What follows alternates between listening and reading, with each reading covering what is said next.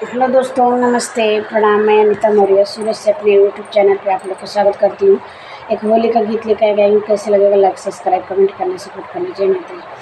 फागुन में होली मनावा सखी, फागुन में होली मनावा, फागुन में होली मनावा सखी, फागुन में होली मनावा।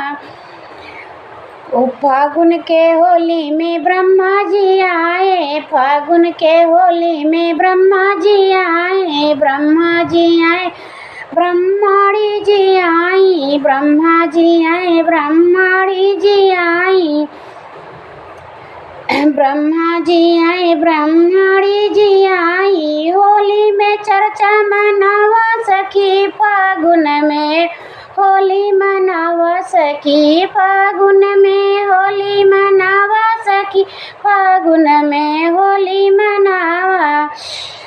फागुन के होली में मनावा सखी, फागुन में होली मनावा।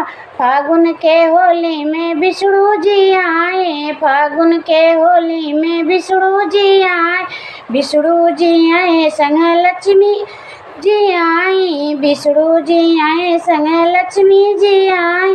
रंगवा गुलाल उड़ावा सखी, फागुन में होली मनावा सखी, फागुन में होली मनावा सखी, शिव चर्चा में होली मनावा।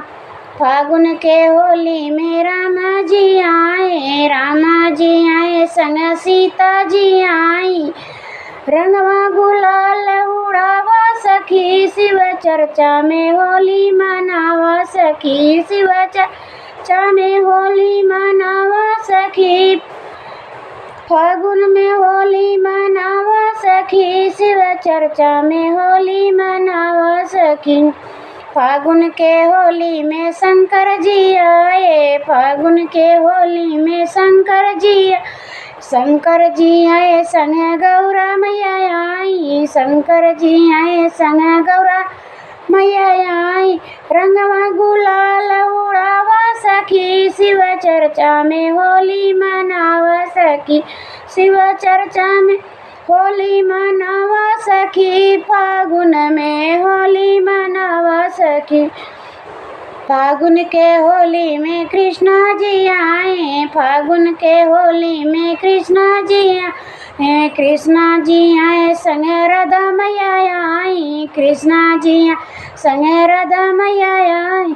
रंगवा गुलाल उड़ावा सखी, फागुन में होली मनावा सखी, रंगवा गुलाल उड़ावा सखी, फागुन में होली मनावा सखी।